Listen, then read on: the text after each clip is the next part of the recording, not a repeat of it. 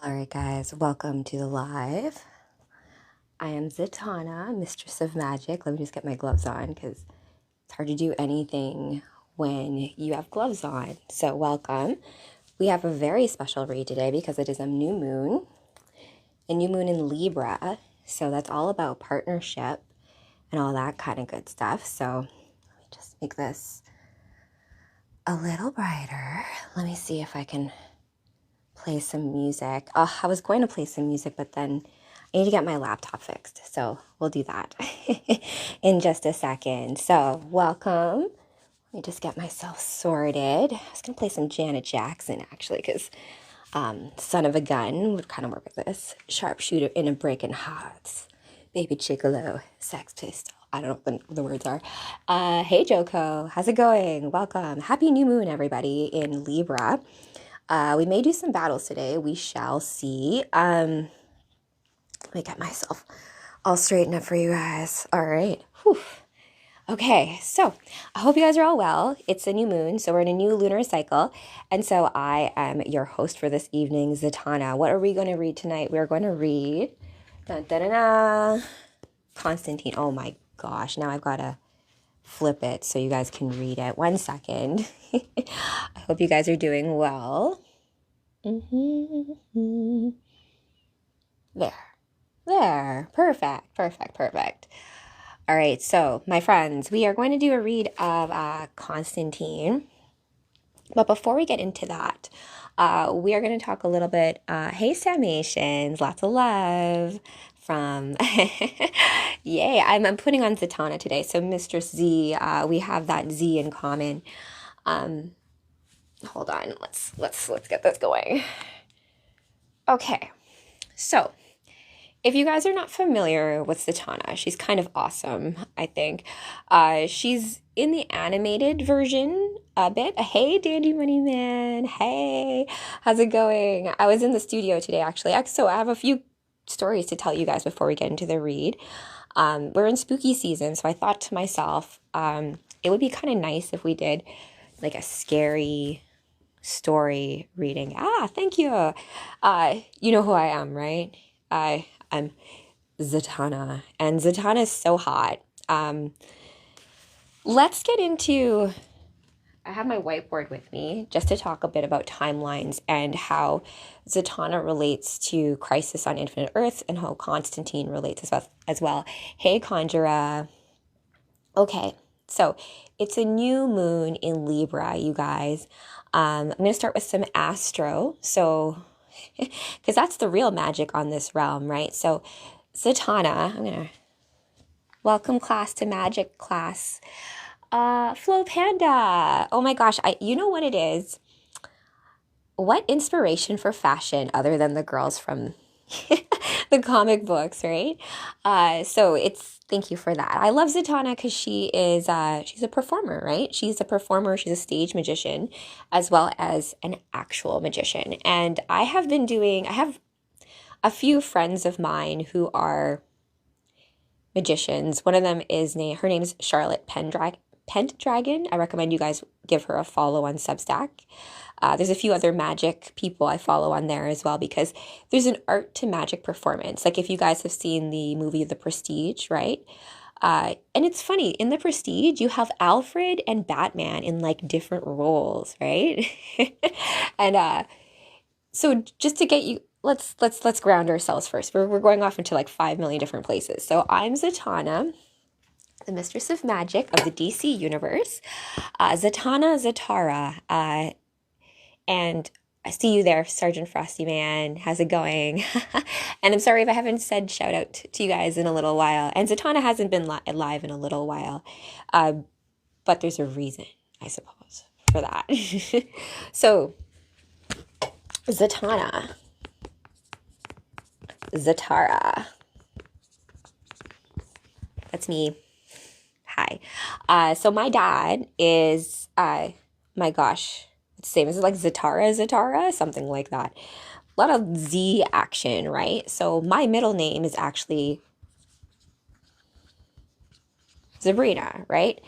Now, funny story, when I was in grade 2, I remember the teacher was like, you have to write out your middle name. And so I wrote out Sabrina. And you know what she did to me?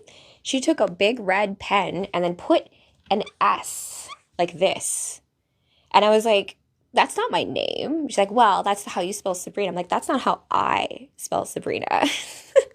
So it was just a weird thing when I was in school and that happened. It was like gave me such a complex. It was just like, you know yourself best. Even if we're in these situations where you have teachers, you even as a child, I think we end up in these situations where adults who claim to know better tell you what to do, and you're like, something is off, like something is wrong. So the Z also looks like a lightning bolt, right?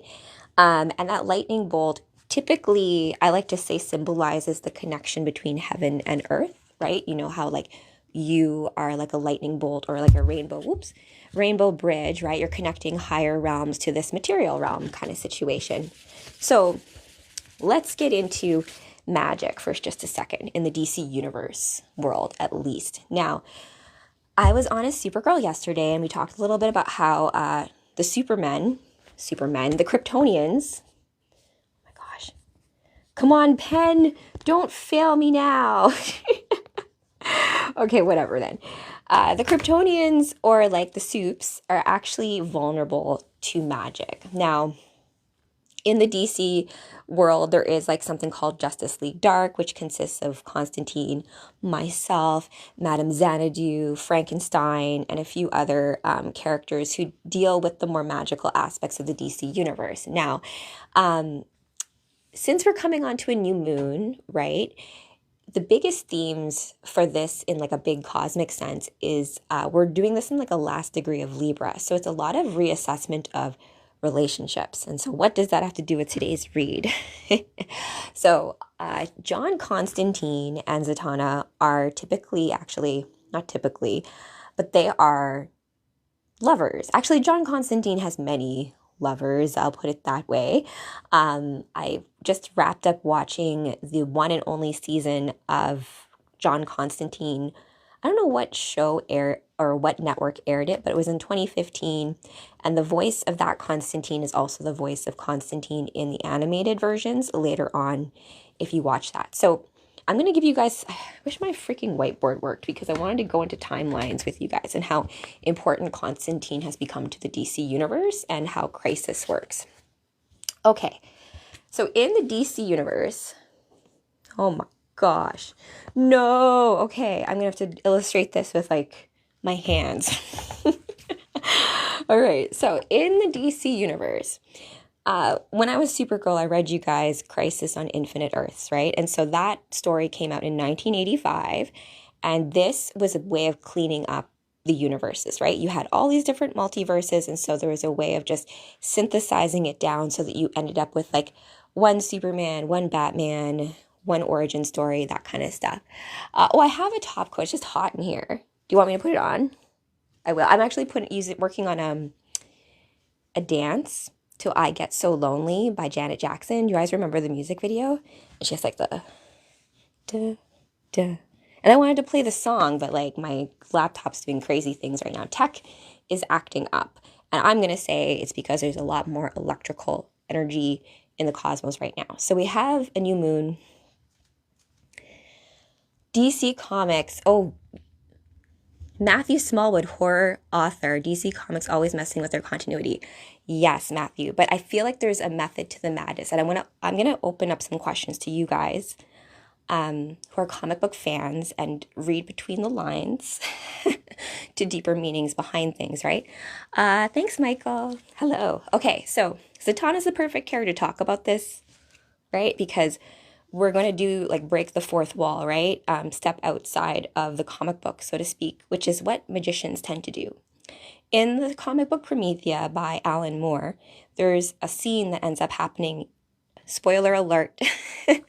I have this read as Zatanna reading book 5 of Promethea on, I think, just for members only at this point. But anyways, in there's a scene where it's the end of the world. I'm going to get into that in just a second, but it's the end of the world, and so the electromagnetic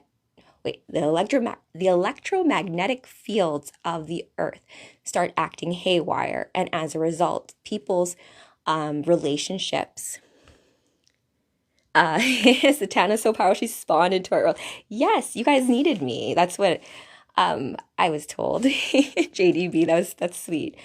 Oh yeah, so it was the end of the world, but anyways, people's relationship with time starts to change in the sense of, and I'm sure you guys can kind of relate to this lately. I mean, I can, where sometimes it'll feel like time's going really, really slow. Like, a work day that's just like dragging on. You're like, oh my gosh, why is 8 hours taking like 8 million years? And then when you're having the best time of your life, it seems to go by in a second, right?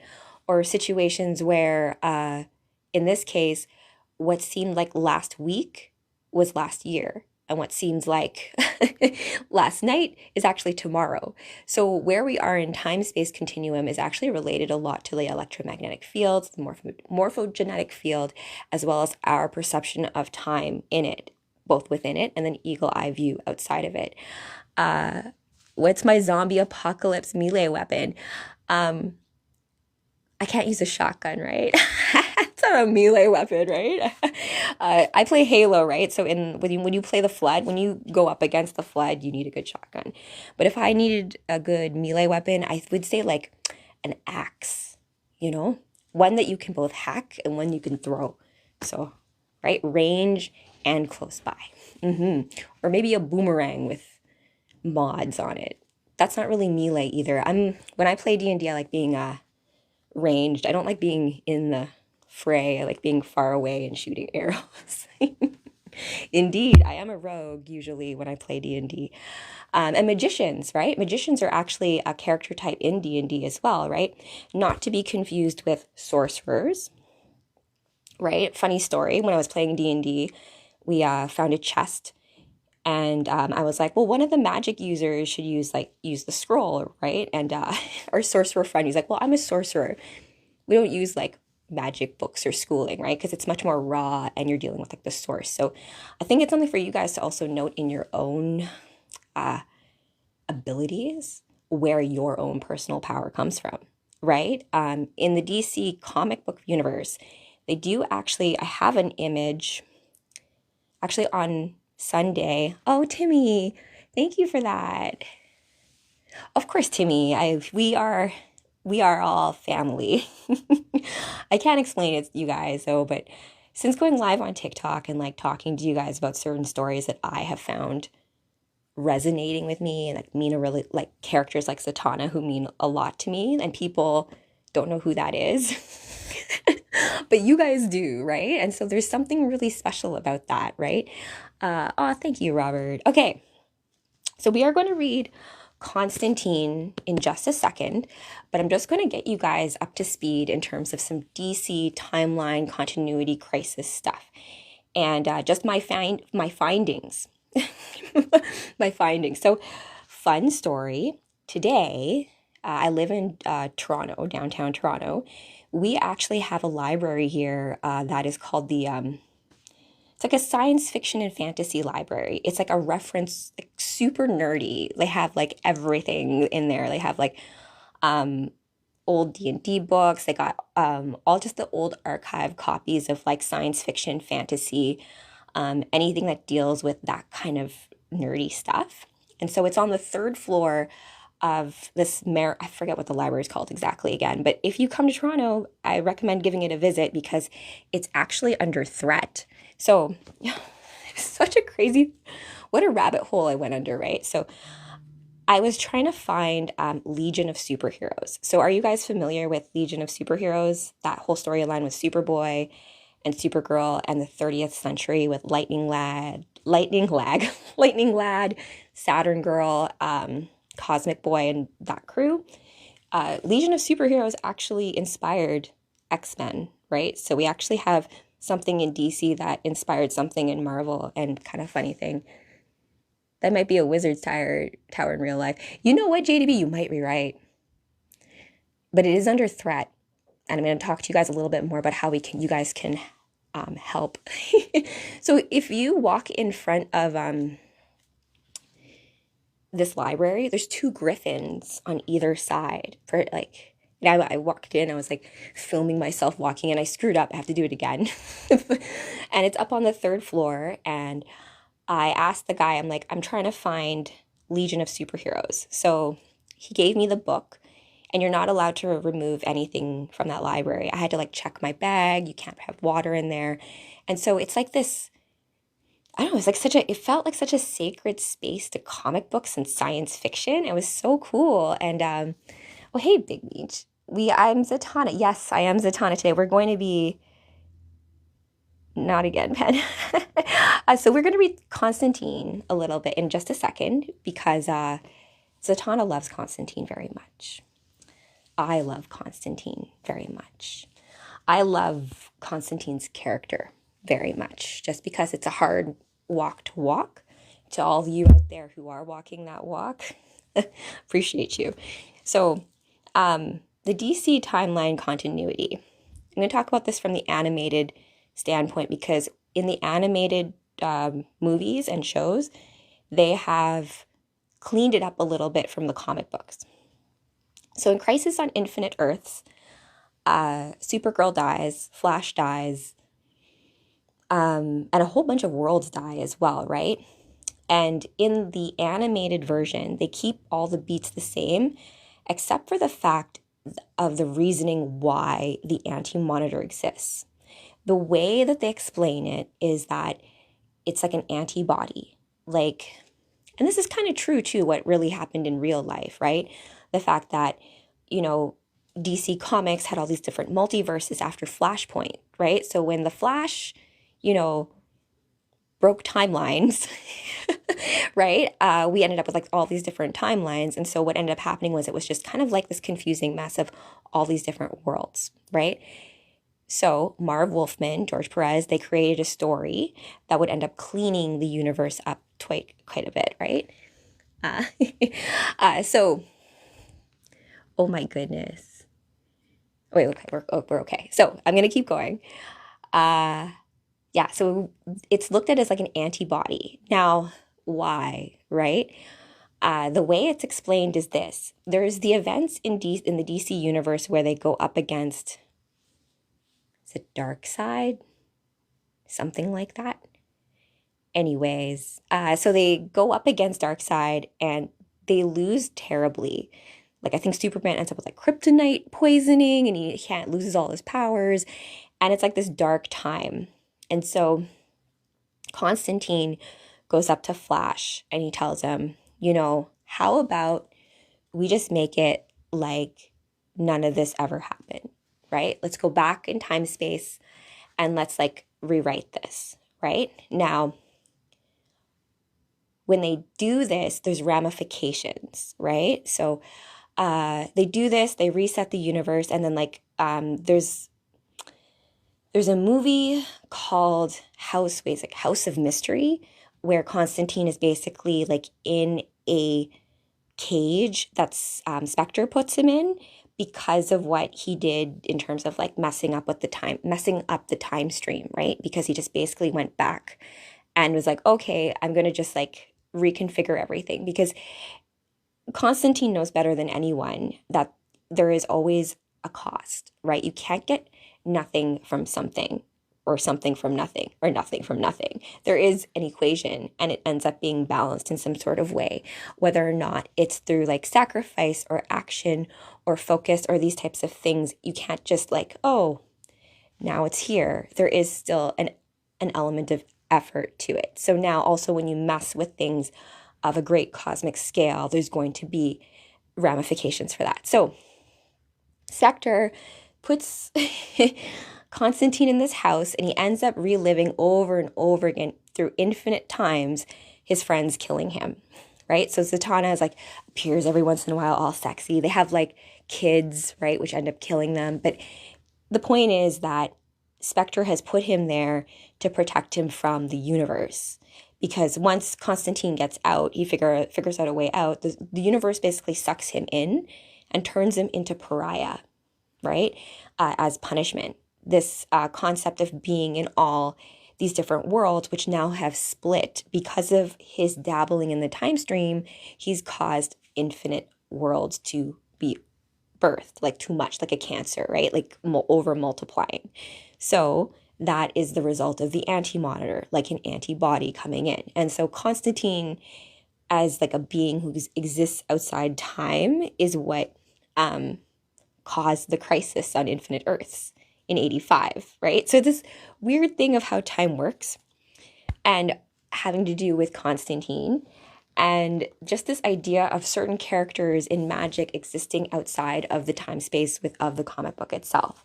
And so without further ado, just so I can get into the read itself, we're going to read some John Constantine Hellblazer. Now, there is a lot of graphic content in this. I think it's DC Vertigo. I think Vertigo used to be its own thing, but I feel like that's an issue with a lot of things these days. Like, you've got big conglomerates instead of like smaller things. But this is called The Laughing Magician. I'm just going to read you guys the synopsis quick. Coincidence, synchronicity, damned good luck, whatever you want to call it, street smart sorcerer John Constantine has counted on it for his survival all his life. And he's never second-guessed its source. Until now. From out of the killing fields of war-torn Sudan, a cannibalistic mage called Mako has come to England in order to feed on misery and to find the eternal entity known as the Laughing Magician. This legendary figure is a cosmic court jester, a thumb on the scales of reality, a constant in the world of chaos. And maybe, just maybe, he's none other than John Constantine himself. So let's get into the scary story, my friends, with Zatanna, reading about Constantine, who is, of course, I love him. Would never be in an actual relationship with Constantine, but you know, I do love him, and I will help. I'll help. Right. Okay. Got the gloves ready. Let's go.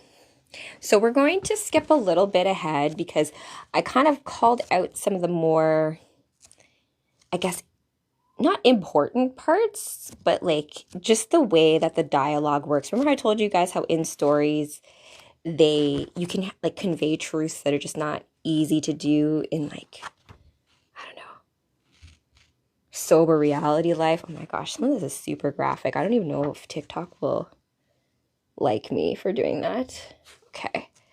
I wanted to get to, give me a second, guys. Sorry.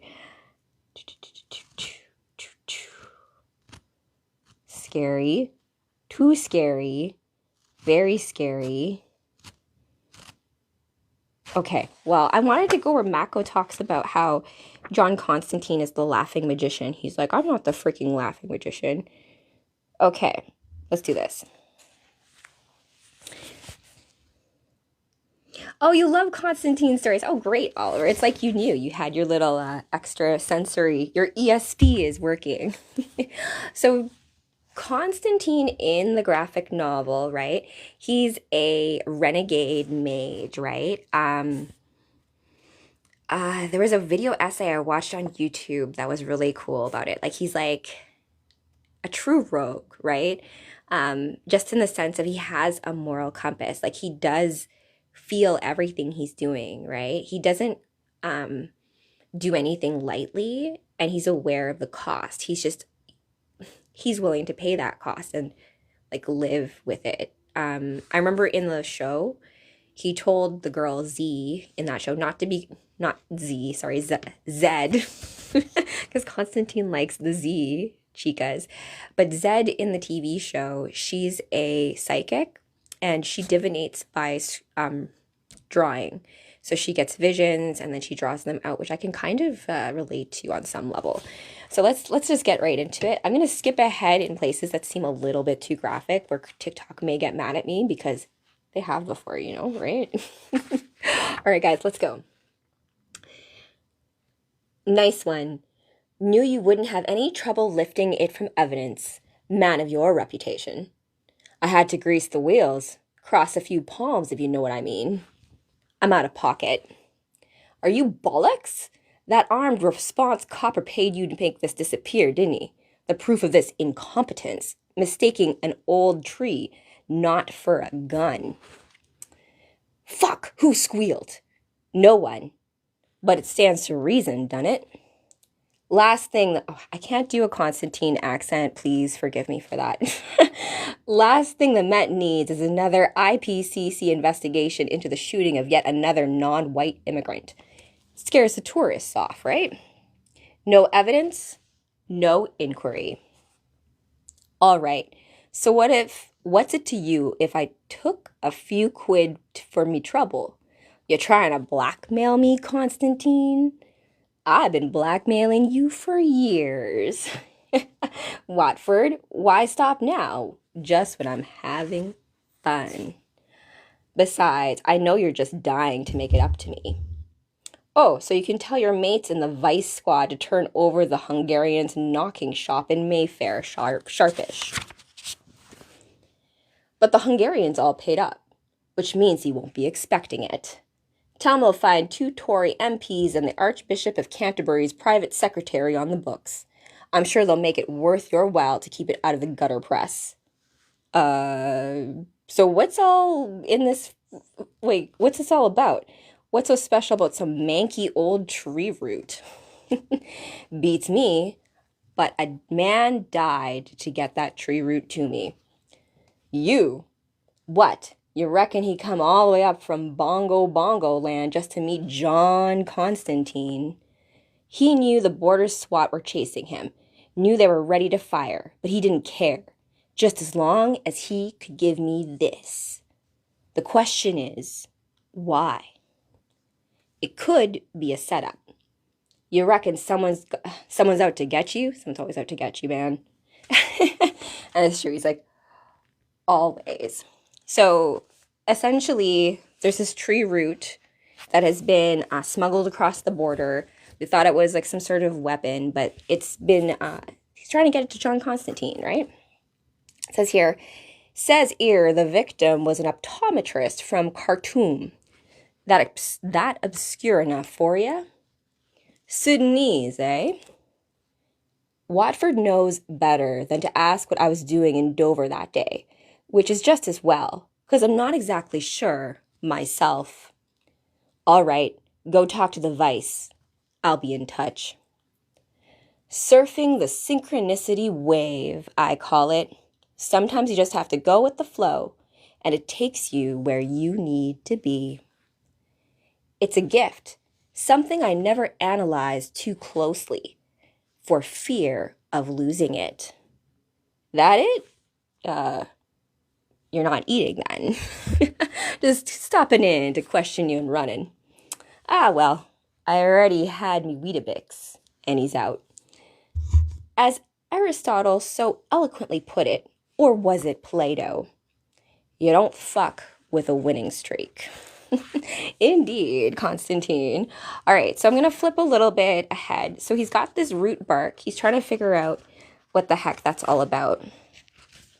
So he goes back to the restaurant because working at the restaurant, there's someone there who's actually like I was told you guys, like different psychic users, right? So he's a remote viewer. So Constantine comes to him and brings him the root to ask him like if he can sense into it and tell him like what's it all about, right?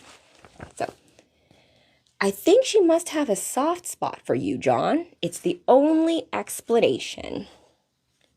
So what have you dragged me into this time? You're the remote viewer, Fengus. You tell me. I just need you to have a nose around inside this tree root. Tell me if you smell anything iffy. Of course, it's probably safe as houses. Yeah, well, that's what you said to me when you asked me to scope out Sargon's lodge, and the feedback from his scrying wards almost wiped my fucking frontal lobes. Never a plant element around when you need one, eh?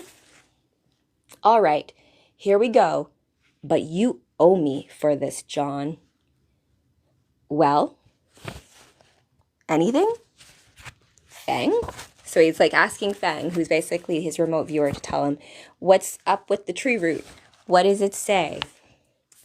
And it says here, Jesus, it's clean, but it's definitely meant for you, whatever that means, right? How's that then? Message in a bottle. Not much point me trying to explain when you can see for yourself. Just let go and it'll pull you right in. Letting go has never been my strong suit. Mate hanging on by me fingernails, kicking and screaming. That's more my style. Voice of One, hey, welcome. I'm reading Constantine as Zatanna. And actually, fun fact, I actually have a little interlude here to talk about the Legion of Superheroes, because I didn't even finish my story about when I went to the library today. So I went to the library today and I got the archive issue of Legion of Superheroes, and I kind of went through the whole timeline of it, and I read a story about basically the Legion of Superheroes exist in the future, right?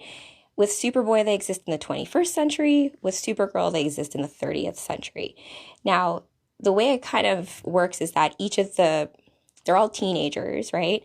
So each of the teens has like a specific power for them. And so they're like a club of superpowered teens. And it's funny because in the issue I read today, Supergirl, she's Linda Lee. She's like in an orphanage. This is pre-crisis, right? And so the Legion of Superheroes comes, they take her into the future, and she's like, wow, this is amazing. And there's like traffic or something, really bad traffic in the future. So Supergirl's like, okay, don't worry. I'm going to dig this like tunnel and it'll provide like a relief valve for your traffic. No worries. So as she's digging to do this, she encounters red kryptonite. So she's like, Legion of Superheroes, look, I made a tunnel. I dug a tunnel all by myself and the traffic's better. So are you going to let me in to your club? And they're like, no, because you're not a Supergirl anymore. Look at what the red kryptonite did to you. You have boobs and you're now a woman and you're no longer allowed because it's only teenagers. I was like, what the heck?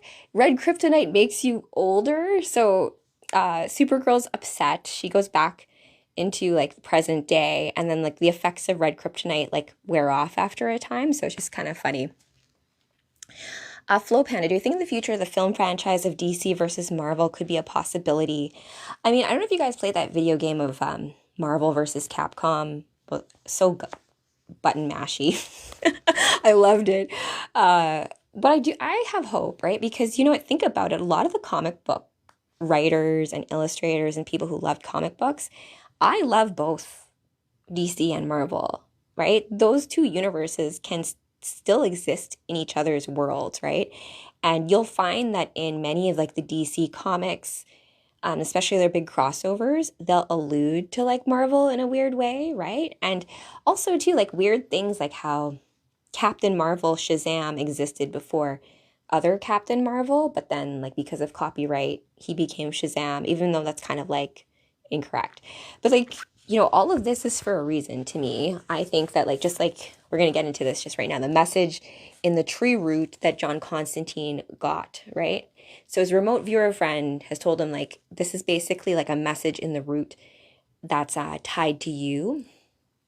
I want to give you guys some, like, I always look at comic books as having this like double entendre to it, right? So if you guys see the mushies behind me, the magical mushrooms. It's like this idea that your genetic code with all foods or anything you're interacting with, it's like a lock and key, and certain messages are going to be meant specifically for you. So I just find it interesting because the root kind of looks like an ayahuasca root. And so it's kind of like this interesting thing of like, oh, when you go into deep meditation or you go into these certain situations and you get certain messages, to be aware that a lot of them are meant specifically for just you, right? All right, so I expect to find me wallet in me pocket when I come back to mine. So the remote viewer guy's like, I can only tell you that it's clean and that the message is meant for you. And John Constantine's okay, fine. I'll go into the state. I better have my wallet there when when I get back. When I get back from the astral realm, things better be all correct, right? So I expect to find me wallet still in me pocket when I come to mind. And then, so John Constantine takes the tree root back and he starts to like meditate on it, I suppose. So he says internally, something in the tree root tugs at me, tugs at my mind. It's my natural inclination to resist, to swim against the flow. It takes a conscious effort of will to let go and allow myself to be swept into what? Into the heat and the dust and the dry red earth of Africa. No, not Africa. A dream of Africa. Like that Toto song, Africa. I wish my freaking laptop was working right now. I should play like accompanying music. And then, take you away from here. You know that song? Yeah, that's what I'm thinking of right now. Although Constantine's probably like, no, Z, I would not have Toto's Africa playing. Okay, but whose dream? This dream is not mine. No, it is mine. Dun, dun, dun. And then we reveal who has sent the message in the tree root bark. You are welcome here. I made this dream for you before I died. So that there's a message in there that has been left for John Constantine after this being has passed to another realm. So in the dream, John Constantine lights up a smoke and he says, "Oh, I'm sorry to hear that, mate.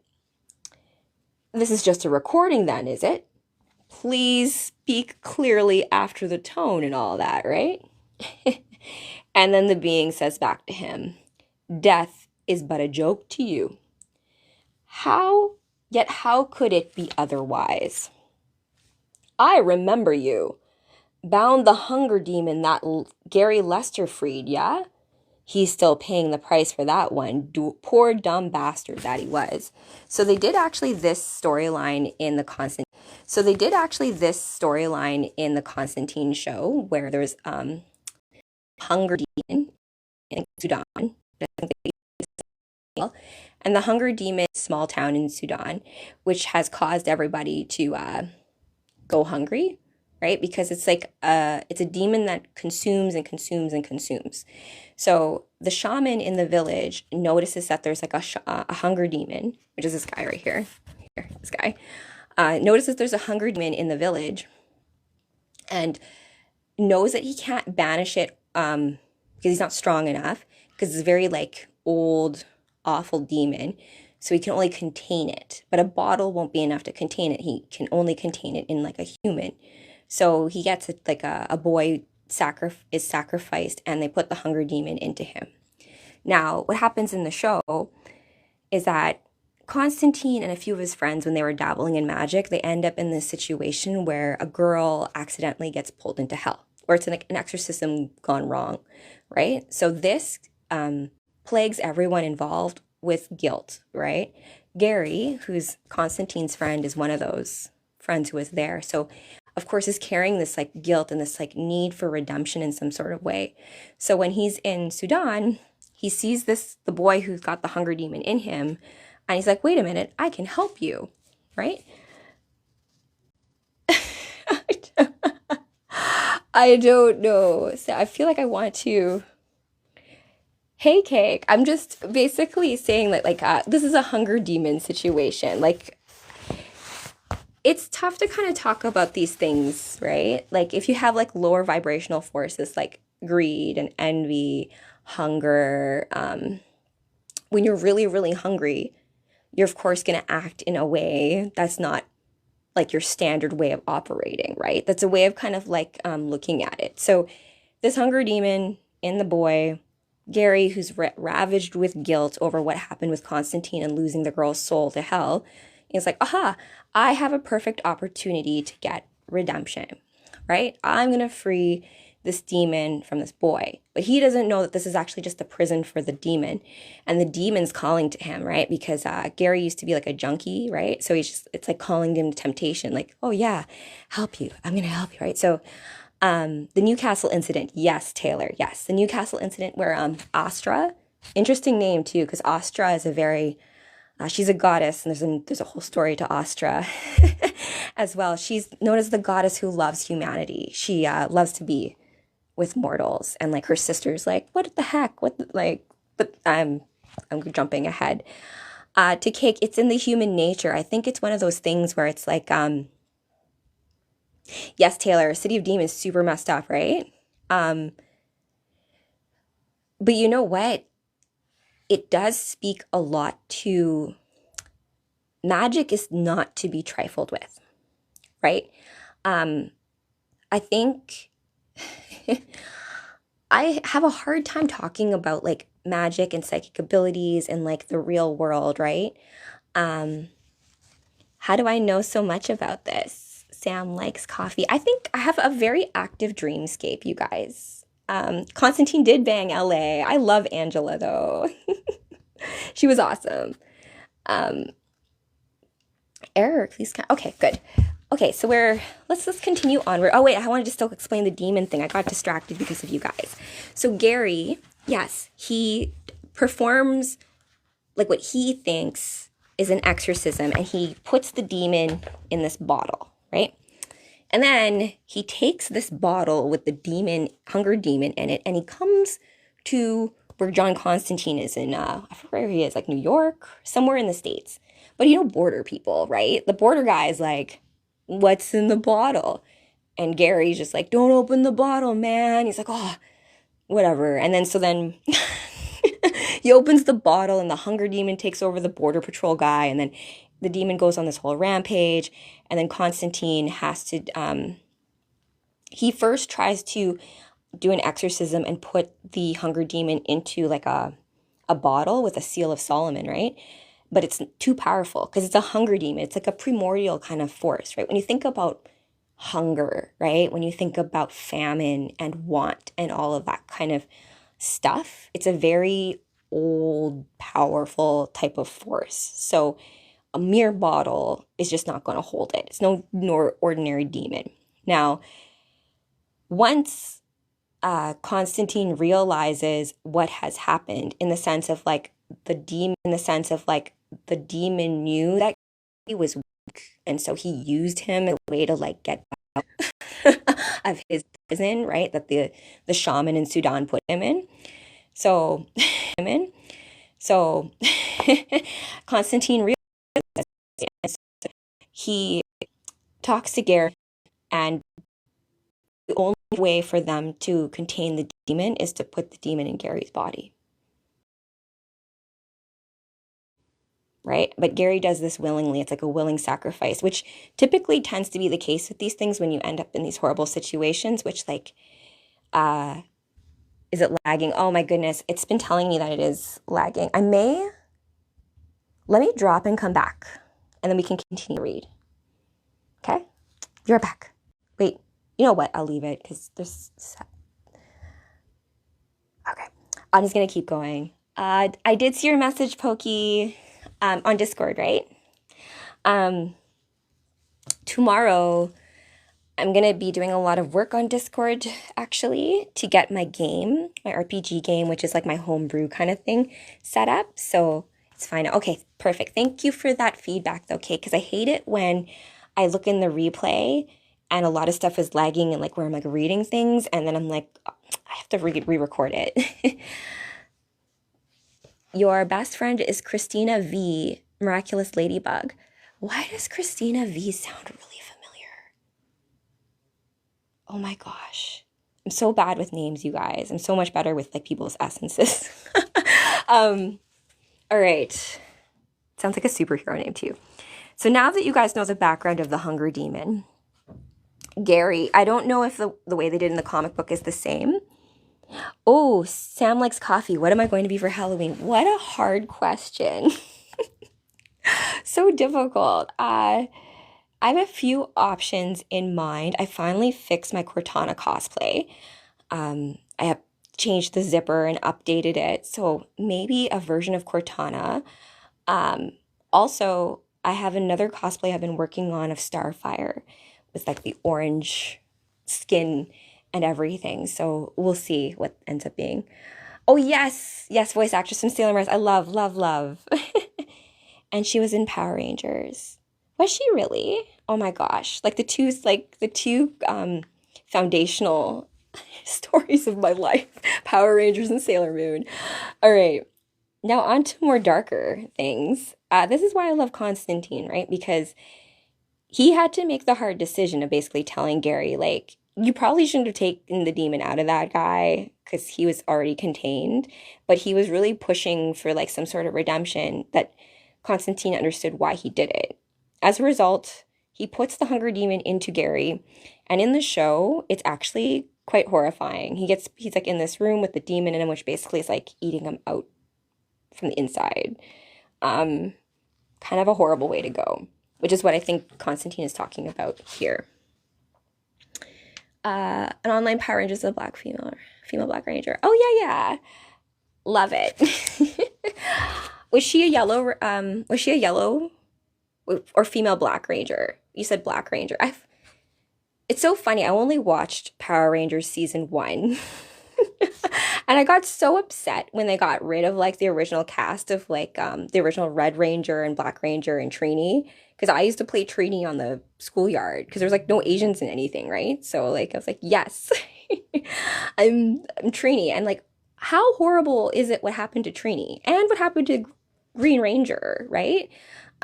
We talk about these things like curses in certain stories, and I think there is a weird truth to that because when we're dealing with like movie magic, right? When you're dealing with the music, the keys of the music, if you look at even some of how the industry crafts their contracts, it talks about like the Lord's temporal, right? And all known universes. So like why use that verbiage if you don't know that there's magic afoot, right?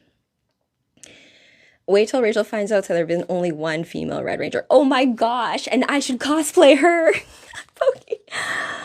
Green Ranger. Green Ranger, rest in power. Green Ranger. I turned into a White Ranger, but I've always loved Tommy as green, you know. First Lebanese mixed Mexican. I love that. I love Lebanese people too. My friend, I have a friend named Nadjer here who's Lebanese, and he's my wonderful, I don't know how else to call him. I should talk to him actually soon. I will. Thank you for bringing that up because sometimes, you know, like messages from different places, you know, the synchronicity wave. That's what Constantine talks about here. This wave of synchronicity, this idea that there are no coincidences, the idea that if you're 5 minutes late for your train, you were meant to be 5 minutes late for your train, right? So it's like being aware of it, but not too much, because if you overly try to control it, it's like sand through your fingers. It just, you know, it's a delicate balance of things. Yeah, they added the Green and White Ranger in Fortnite style. He will live on forever, 100%. The art is how we live forever, right? That the art is how we retain immortality, right? It's not in the form, it's not like holding on to dead forms, right? That's where we end up with things like zombie movies and Frankenstein. Okay, so I talked to you guys about the Hunger Demon, and now it's in Gary, but something has happened because this Hunger Demon guy is now telling John Constantine that he has died, right? So what does that mean when a demon has died? If you guys have watched The Magicians, I recommend you guys watch it, but in there they have Hades and Persephone, literally the best couple ever. I won't spoil anything too much, but there's a situation where Persephone dies, and Hades is asked, like, what happens? And he says, like, well, she just simply ceases to exist. And that's typically, like, when we talk about Crisis on Infinite Earths and what happens to the League of Superheroes, they wipe out Brainiac 5 in that continuity, right? And then Supergirl, who's in a relationship with Brainiac 5, is like, oh my gosh, like, the being I love has never existed. What does that mean? So let's see here. Where are we? You know me, but you do not know yourself, John Constantine. Not as you must, if you are to best the one who hunts you. Lucifer is a wonderful TV series. I haven't watched it, but my sister is a huge fan, and she constantly tells me synopsises of it because I always love, like, my biggest thing that I love people to do for me is to give me a synopsis of a show they've watched or a movie they watched, even if I've watched it already, because I'm always intrigued by how people tell that story, right? Like what parts of it that they choose to highlight and things like that, right? I must watch it. Is Lucifer I could see that. I could see that. And just how funny is it that in the movie version of Constantine, you had Keanu Reeves, who is also Neo, play him, right? However, that movie really, really makes Constantine very like Catholic, and he's not really. Like yeah, I should actually say that. He plays with Catholic things, but it's not the only magic at play, right? Okay. So Constantine says back to the hunger demon, wait, what? Hunting me? Who is hunting me? And then the response is this big demon thing. And then, they call him Mako. I foresaw him in a dream. I foresaw my own death at his hands. He is a war mage. Traveling the land, feeding on blood and misery to fuel his black multi-magic.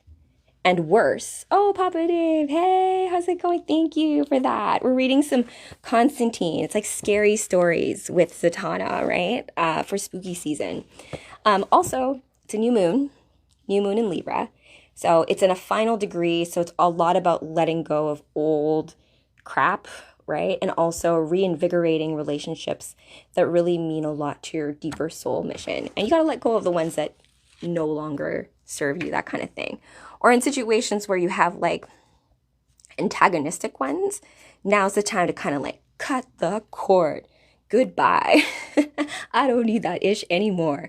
I'm stronger than yesterday. Yeah.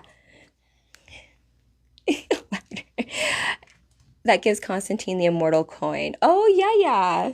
So there's also Spectre.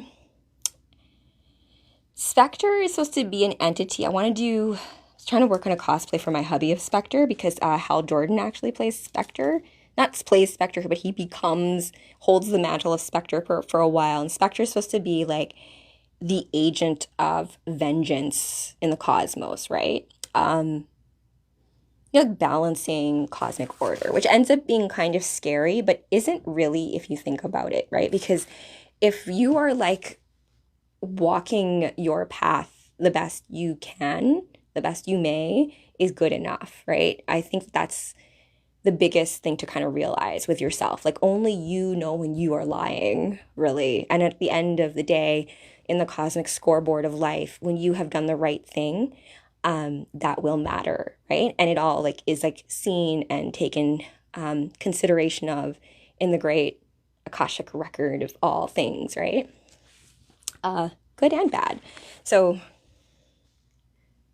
oh, Bomb Chica, wow. Every single time you come, you always have such a unique, creative compliment. I appreciate that. Thank you.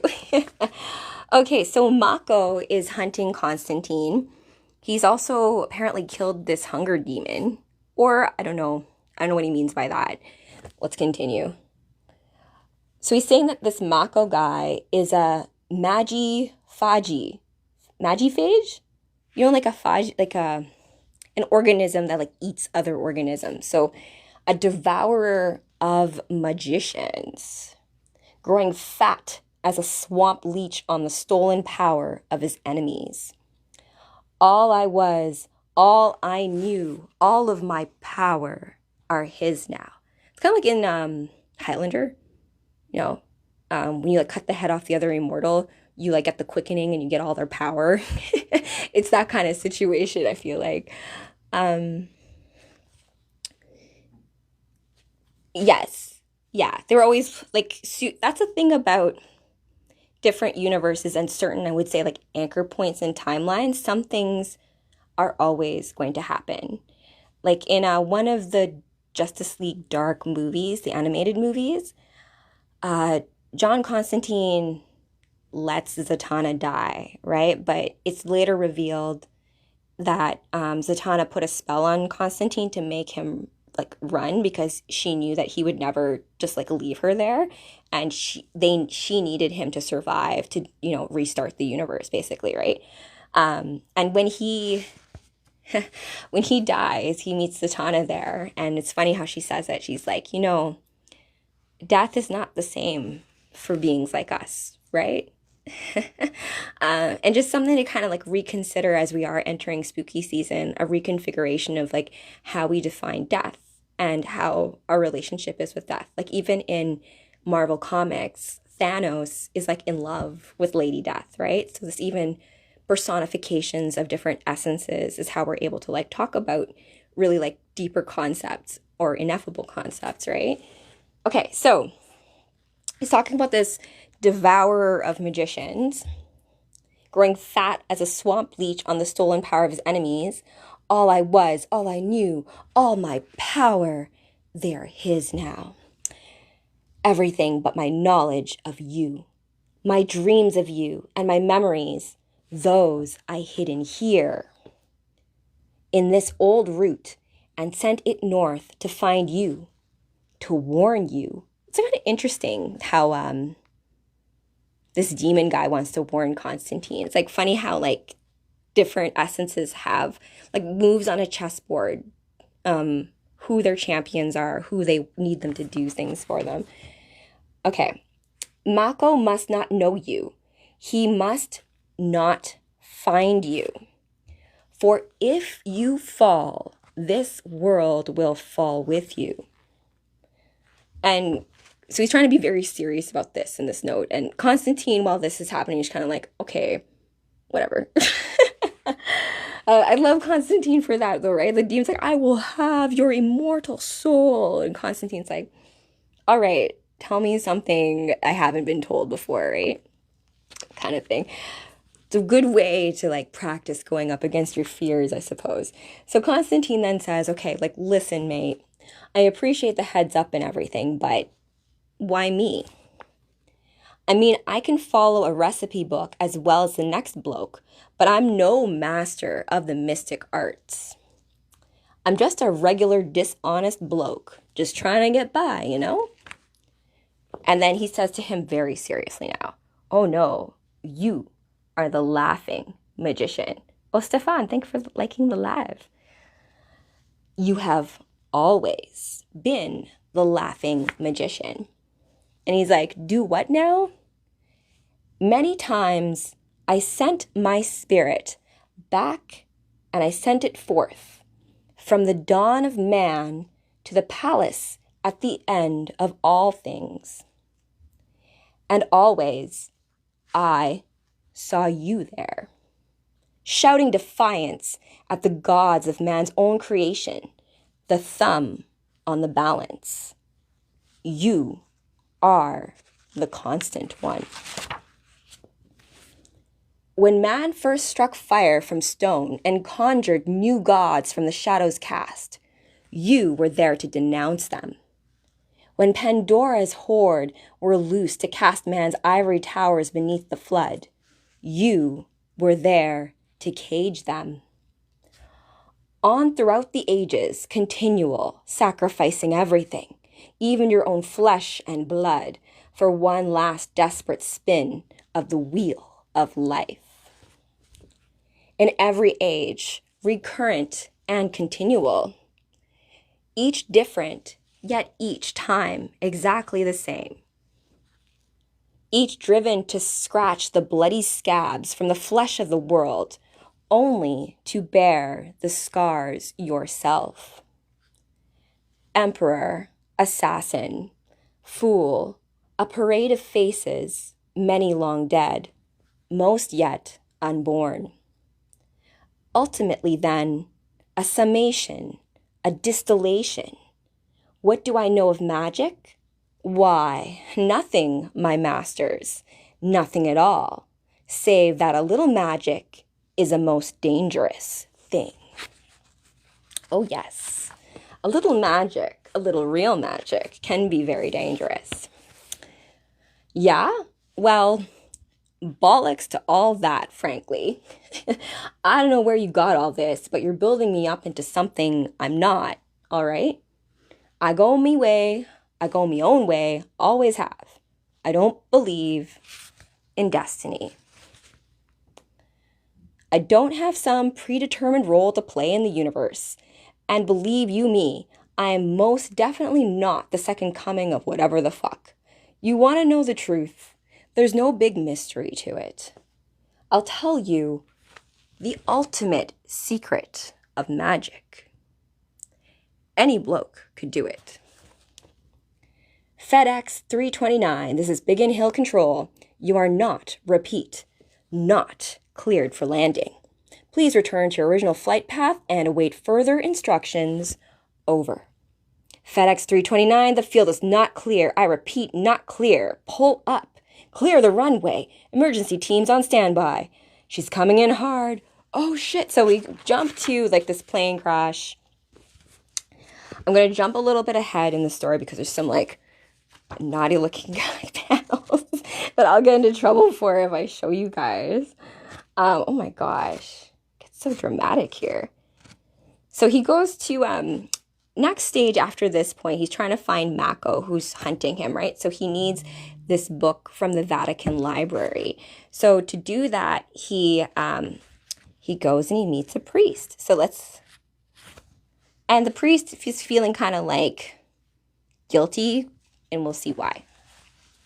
Okay, you mean you fucked like bunnies? Yes. And then let me take a wild guess. It all went horribly wrong. Yes. She became abusive, feral. She mocked me, called me a hypocrite, threatened to expose the secret sacrament. I tried to drag her away, but she wouldn't leave the room. She wouldn't stop screaming. And suddenly there was a knife and, oh God, but she didn't. She wouldn't. Why wouldn't she die? Is that all you've got, you little pussy? I'm not going to say that again. It's awful. It's crazy. So he basically was dealing with a succubus priest guy. Let his own temptations get to him. Continuing. Listen, that room is no longer of this world. So the room basically leads to like a hell realm, which means it's slightly closer to certain other places I could mention, like hell, right?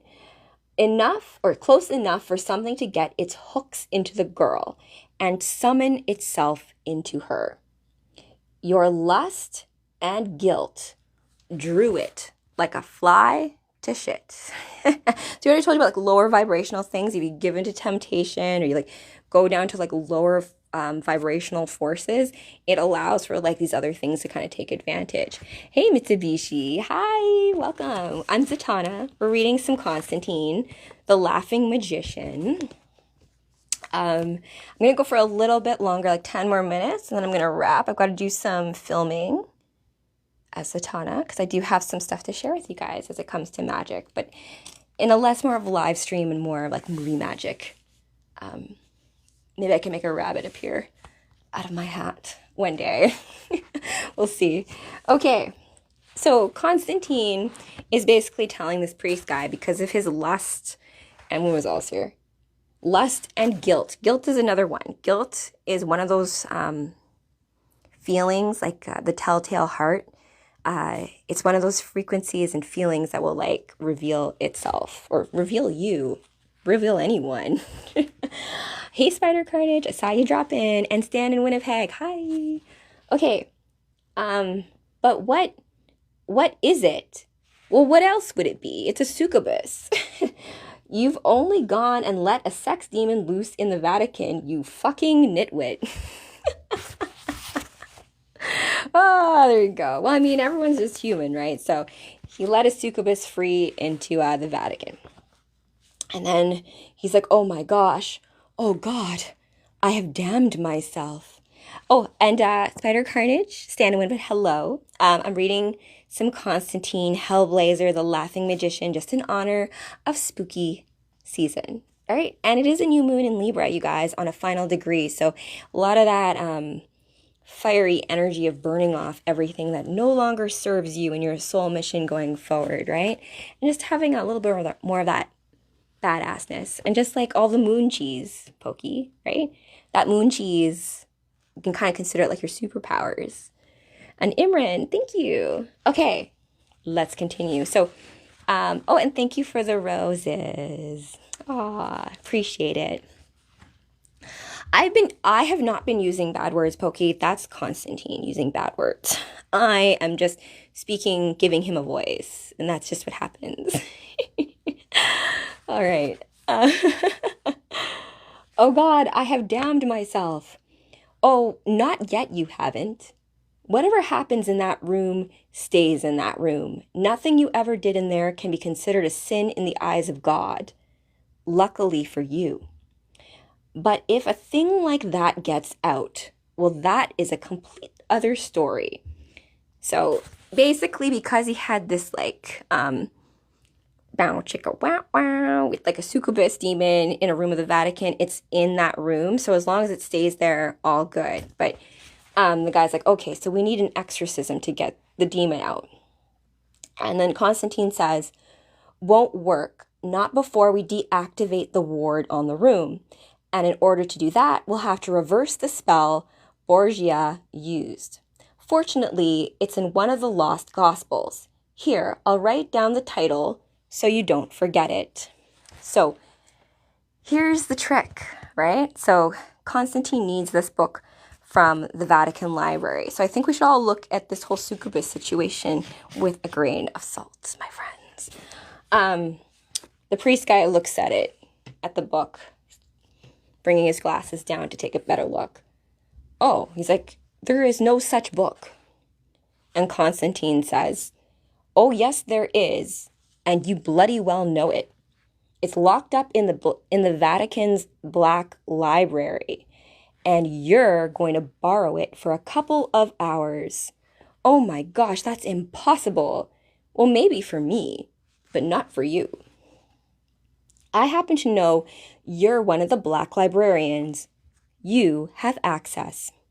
This is madness. I won't do it.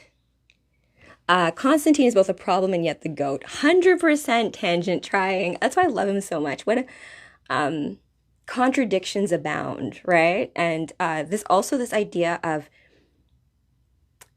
being able to make certain choices because you have intel from like a higher purview, right? Or like a different timeline or a different thing like that. What is the super important question, Pokey? Hopefully, well, it's about the moon. And I mean, also, as I said, Constantine does get around.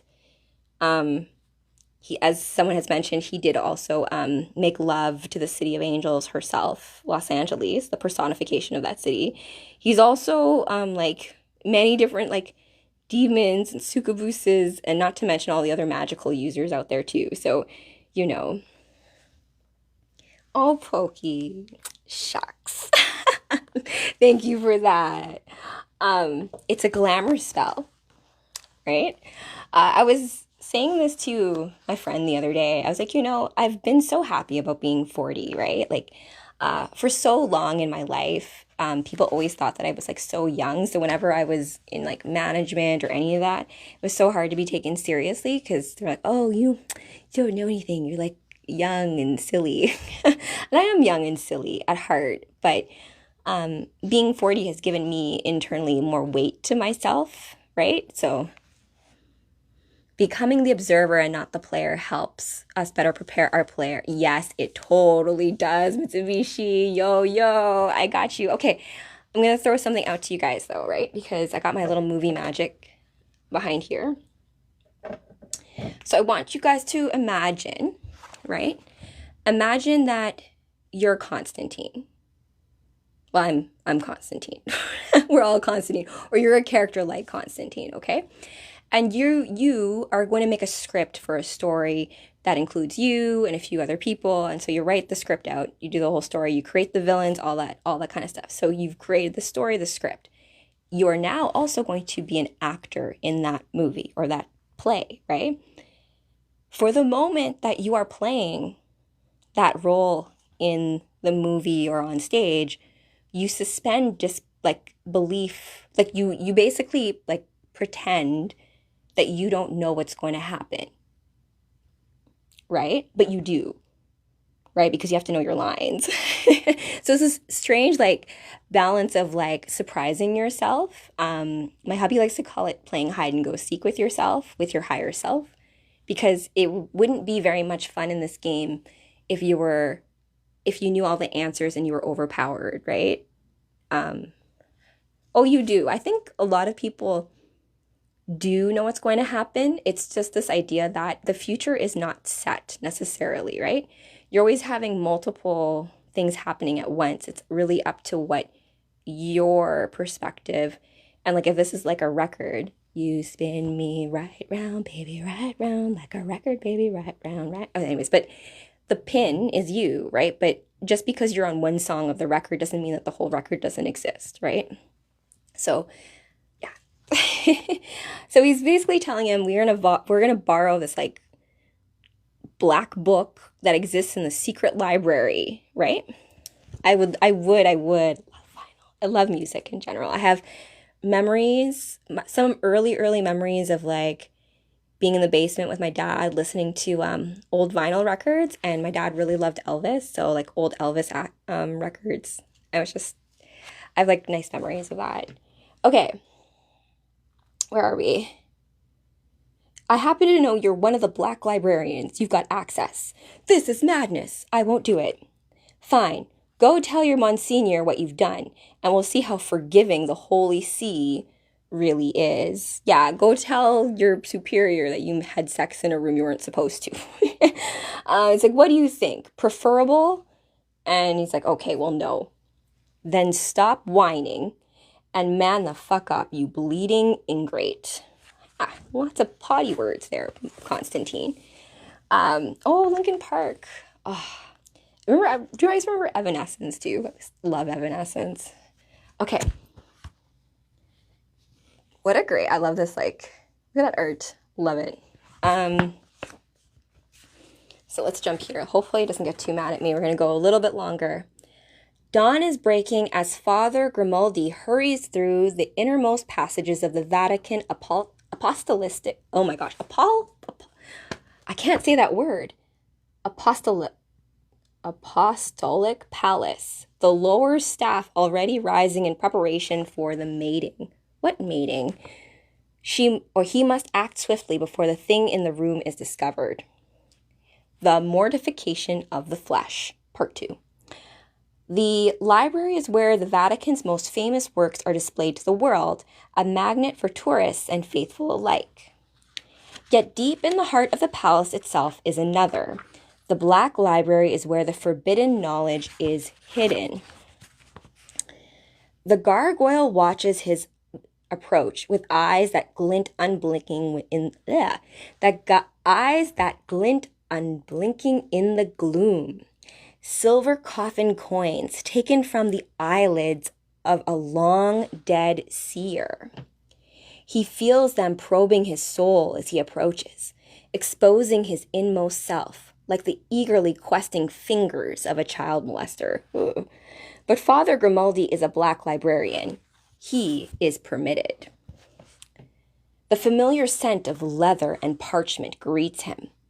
Guardian magics whisper in the gloom, many evoked from the very grimoires this library was built to contain. Unlike their authors, these books were never burned. Father Grimaldi knows full well what happens to those who trespass against this place. Given a tiny glimpse of the damnation that awaits them, some are driven mad with horror. Others find themselves compelled to sudden and violent suicide. He walks the razor's edge. Electric with fear, he passes silently between the dusty shelves, not daring touch them, lest some potent spark of his intention should ground itself through them and stop his heart or shatter him like glass. Oh, yeah. Oh my gosh, can I turn this page? Yeah, I got it. Come on. He finds the master librarian Monsignor Rossi's study empty, and, sensing some greater force at work than mere coincidence, whispers a tiny prayer of thanks. It cannot be called theft, for his hand is guided by a higher power. The church is God's instrument on this earth, and it must be protected at all costs, even from itself. Knowledge is power, and the most dangerous books are caged like jungle beasts. Some are bound in the skin of their authors, flayed from their living flesh by skillful interrogators. But not this book. It is one of the lost gospels that Father Grimaldi has come for. The last remaining copy of a heretical work passed down through the shadows of the centuries. Its cover bears no title, its very existence denied.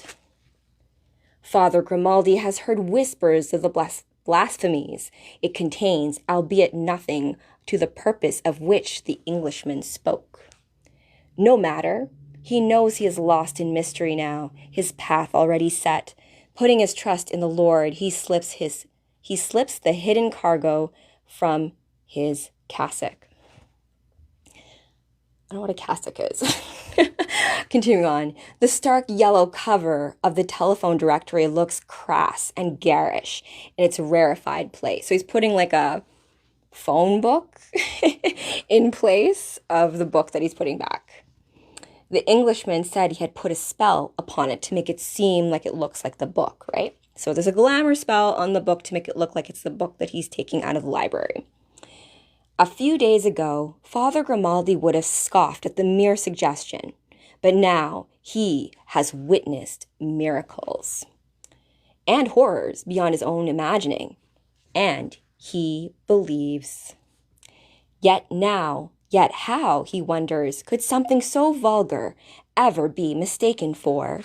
And then from the shadows, Father Grimaldi.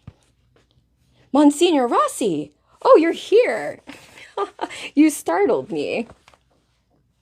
What do we have here? Ah, yes, one of our more sensitive works. And so he's picking up the glamour copy of like the phone book. So he thinks it's like the spell book, not the spell book, the gospel that Constantine wants. For many years, I wrestled with the implications of the blasphemies of this book. Nevertheless, we owe its author a debt of reverence. Most assured, and then a debt of reverence. He's like, reverence? How come? Most assuredly, without him, our church would not even exist. Oh, well, I suppose when you put it like that. Monsignor, forgive me, I borrowed your key. You are my right hand, Luigi. I trust you in all things. Now tell me about the room. What room? What room? I didn't have sex with a succubus in any kind of room. I don't know what you're talking about. Then the Monsignor continues. Oh, the hidden room, of course. I understand you have taken upon yourself to undertake certain renovations. Oh, yes, renovations. They're progressing. You wouldn't recognize it. And then he says, well, show me your renovations. Oh, hey, Timmy. Thank you for that. What? You have been most attentive, Luigi, taking it upon yourself to care for our most guarded secrets. I see I was right to bring you into my trust. Now, let's go see these renovations. I'm sure you'll be worthy of some reward. It's not quite finished yet. Please don't go into the demon room. Oh my gosh. And he's like, come, Luigi. No need for modesty. And then all the way through the palace, Father Grimaldi's mind races races in search of an excuse to keep the master librarian from the room. It's like, you have a girl in your room, or you have someone in your room, you're like, don't go in there. There's nothing to see there. Like, go look over here and just hide in the closet, something like that. But his mind is blank, his faculties bereft, a rabbit in the headlights, powerless in the face of the inevitable. The Englishman, he tells himself, the Englishman will think of something. But as they approach the room, Father Grimaldi clutches the stolen book tighter beneath his cassock as he realizes the Englishman has gone. Dun dun dun. He is alone, with no more guile left in him, only desperation. And then on the door, you can see here there's a pentagram, right? But this is not to be misunderstood. Constantine typically puts the pentagrams there as a way of like protection or sealing or binding, that kind of thing. Usually binds a demon to a room. Anyways, the priest's like, what the heck is up with that? And then he's like, don't. I beg your pardon. Monsignor, forgive me, but don't open the door. What is it, Grimaldi? What have you done? What have you got in there? Please, I beg you, for the love of God, don't. And he opens the door, and there just seems to be a nun in there. Monsignor Rossi. Sister Evangeline, how is this possible? I have been waiting for you, Secondo. Oh, you haven't aged. Not a day. Not since the morning we spent together in the old chapel at Santa Lucia. Not since you forced yourself on me and I threw myself from the bell tower. So she turns from she shows her, it's still a succubus basically, right? Well, you know what they say, Secondo. Payback is a bitch. Get off. Let him go. Back in the name of God. God cannot hear you, little priest. Oh my gosh. What's going to happen? That's a crazy succubus. I need to take off my gloves for this. Whew. Get that. What's going to happen? So just to get you guys all up to speed, I'm Zatanna.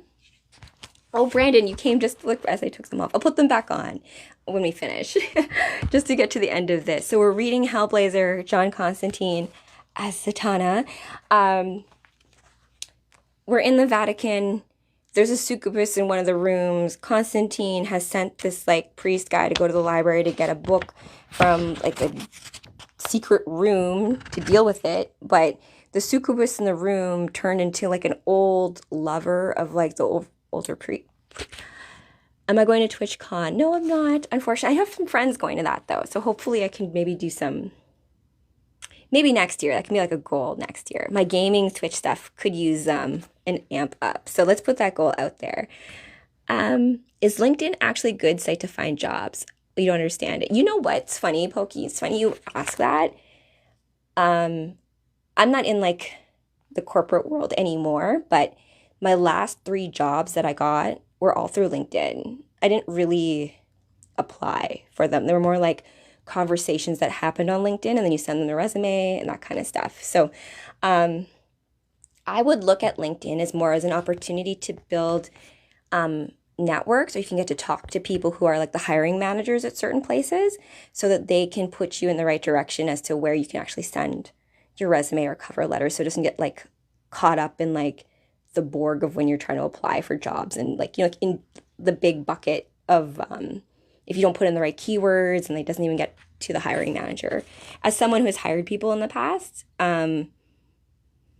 yeah, it's kind of sucky because sometimes you end up with a short list of applicants and you don't get to see the first round of things. And sometimes if people haven't put the right words in their cover letter, you don't get to even see it. So let's wrap up now, guys. So Father Grimaldi is basically now trying to fend off a demon, which is eating his Monsignor, who seems to have some skeletons in his closet as well, because the Chica was saying that he forced himself on her. So it's payback is a bitch, right? So then, as this is happening, Constantine finally reveals himself in the corner. He's just hey, the book, Grimaldi, throw me the book. And so the book he throws to Constantine, and then the succubus demon, over the shoulder is oh, Constantine, we meet again, my old adversary. I should have devoured your soul in Rotterdam. And then Constantine, full on exorcism powers, just says, do your worst, hellspawn, and then blast. Ah, I'll do much worse than that. You will be the plaything of every demon in hell. Oh, Faram, thank you. You won't. You'll be, we're all safe here. I've got Zatanna magic. Good force field to have around, right? And you never know when you need some magic support, you guys. Okay, for sure. I can also maybe put you in contact with because I used to work for KPMG, right? Which was a global company, so it's more than likely I still have friends in places that may hire.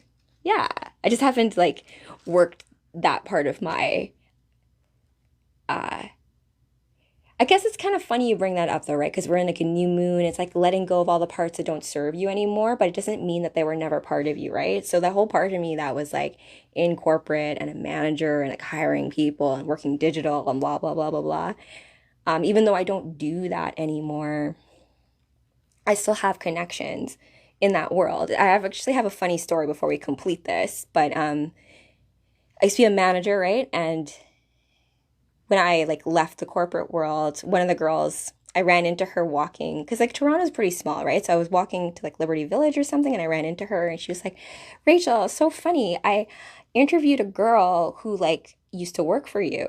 And then because she used to work for me as well. And she like since, got hired and became a manager herself. And so she's like, we spent the whole interview talking about you and how awesome you were. I'm like, oh, that's cute. Yeah. And then like I think she ended up hiring her as well. So just funny how like we don't realize how like I never treated work as like something that was like my end goal because my end goal was always to like write books, like make a comic book, make a movie, dance. I had other things going on in my life besides like my corporate identity. So I hope you guys also, even if you are working corporate or still in that situation where you are straddling multiple identities and one of them perhaps is very creative, just to be, aware of them all and like kind of give them each equal footing. Because for a very long time when I was a project manager, that was my whole life. Like, like launching products like at midnight and like all that releases and like ship it and like all the QA and like being at the office till like 10 p.m. trying to get a release out, like that kind of stuff. So, and I was also that kind of manager who, like, if I wasn't going to stay late, I wasn't going to make my team stay late, right? Because that's like, it's not really fair. So, leading from the front. So I learned a lot about it. Oh, yeah, Fran, right? So also too, I would like to hope that my recommendation comes with weight. And I hope you guys don't let me down if I recommend you for anything either. All right, so Constantine, however, does not have the same kind of reputation amongst his friends. Even so, though, he's blasting out this demon. It looks like he's doing some Zatanna stuff here. I'm not going to say any of the spells out loud. It's one of those things where, like, sometimes we don't realize what portals and things we open with our throat chakra, so I'll leave that there for now. Nah, bastard, I'll shred your soul for that. Borgia's spell broken. Rooms back in the world. Grimaldi, the exorcism, now. It's all right, Englishman. I'll take it from here. What do you say, lover boy? Are you ready to go again? Excerzo ti masandra. So basically, he says a whole thing in Latin to exorcise the succubus demon. It's not over, little priest. Your God will not forgive you for what you have done. He will never forgive you. My God is forgiveness. Amen. And then it's over. Bum, bum, bum. It was a good rebuke, actually. I like that. Is it done? It's done. It is gone. Thanks to you. You saved me, saved my soul. Oh, You saved yourself, Padre. I just gave you a nudge in the right direction. So how's old Codger? He's only fainted. He'll be fine. Just stick him in bed and tell him it was all just some bad dream. You'll be in the clear. Oh, better than that. I feel reborn. My calling could not have been made clearer. I shall rededicate myself to God's purpose. The enemy is at the gate, and I have been appointed to stand the watch. Oh, well, in which case you'd best put this back, the book, before anyone misses it. Or better still, burn it. The bloody thing is dangerous. All right. I reckon that's enough moving in mysterious ways for one night. I'm off to catch my 40 winks. Wait, you never told me your name. Oh, don't worry about it, Padre. I'm in the book. And so the priest now goes back to the library. Now, remember, I told you guys at the beginning of the story that the whole goal of this interaction, this encounter, was for Constantine to obtain that book, right? So the priest goes back to the library. And with that, the Englishman is gone, as if he had never been here. Father Grimaldi knows he's only to return the lost gospel to the Black Library, and his ordeal is over. So when he looks, he sees that it's just 2 phone books, and Constantine has basically not given him back the book. He basically gave him back another glamour spell book. Haha, because it's Constantine, and that was the whole goal of it anyways. And then the priest realizes this, and you can see his face. He's just like, oh shit. And then meanwhile, Constantine's got the book. We meet again, my old adversary. Fuck's sakes, Ellie. Where'd you get that line from? I could barely keep a straight face. Look who's talking, you old ham. I mean, do your worst hellspawn? Really? So the succubus demon is actually a friend of Constantine's. They did this whole charade in order to get the book. Dun, dun, dun. Yeah, well, it's the Vatican, isn't it? They don't really do subtle. It did the trick, though, didn't it? What's so special about this book that was worth all the trouble just to steal it? Oh, you know me, the voracious reader. Broadens the mind, doesn't it? Fine. Play it that way. Personally, I'm just glad to be out. That close to the Sistine Chapel? Whew, I was starting to tan. You're not still mad at me, then? Would I be here if I was? Hell hath no fury. It's just a cliche, John. Suppose what was in it for you exactly? Thrill of the hunt? Leading impressionable clergymen astray? They lead themselves astray. That's why they bought into Borgia's cock and bull story in the first place, isn't it? They love to think there's a place where God can't stand in judgment of them, as if he's even paying attention. Oh, Scallywag, thanks for the donuts. Appreciate it. I'm going to have those after this live. Num num. They love to think there's a place where God can't stand in judgment of them, as if he's even paying attention. They damn themselves. That's kind of like a truism for anything. We all have to just take responsibility for our own actions, whatever they be. And then Constantine, I think, agrees with me. He says, yeah, I think we all do, love. Oh, poor little John. Bloody Ellie, what was that in aid of? Oh, Succubus 101. Succubus 101. Always keep them wanting more. Thanks, dope. Thanks for the gifter badge. And then, so he's going to be reading the book now. So he opens up the book. He's like, keep them wanting more. More? I haven't even started the book yet. And if you can see what the story is, it's the gospel according to Constantine. Dun, dun, dun.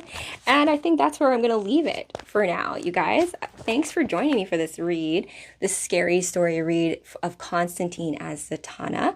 I haven't done Zatanna in a little while. I actually have a few reads as Zatanna on my YouTube if you want to catch those and if you want some more Zatanna in your life. I do have a few dance routine slash cosplay stories coming up very soon, including one with Zatanna doing Janet Jackson's I Get So Lonely, so stay tuned for the drop on that.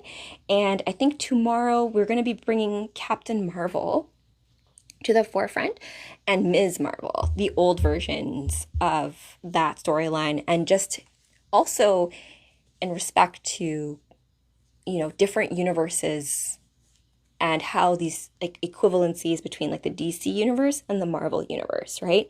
And how you have these certain superheroes that are like mirrors of each other, but they're not. And are they aware that there's another comic book universe? Is that a thing, right? Because I feel like Zatanna and Constantine, they are characters that can like break that fourth wall, step like above the whole chessboard and kind of look around and be like, okay, that's where we are. But just like what I told you guys about creating the play and then performing the play, this suspension of understanding or knowing or like having amnesia, like willful amnesia, so that we can play the game, right? So some fun magic stuff, you guys. So please do have a wonderful new moon. We have a new moon in Libra right now. It's a great time overall for all of us to oh, Brent. Thank you for that. And you know what? The gloves add to it, right? I followed kind of I do have an overcoat for Zatanna for this as well, just to make it all, fit. But it's kind of hot in here today, hence that. So you guys, thank you for joining me for this read tonight. Happy new moon. Love you, Constantine. And to all of you out there who are walking that razor's edge, right? Who fight the darkness, who look into the abyss, right? Doing all that kind of work. Kudos to you, right? Walking that path is not an easy one, but to those who are called to it, you need to walk it, right? The universe works in mysterious ways, but just be aware of what those synchronicity waves are, right? And don't forget to trust yourself, right? So remember, you guys, it takes true courage for you to be exactly you in the cosmic game of life. So remember to play as exactly you, because the universe is counting on you. But no worries, I got your back. Till next time, bye from Mr. Z.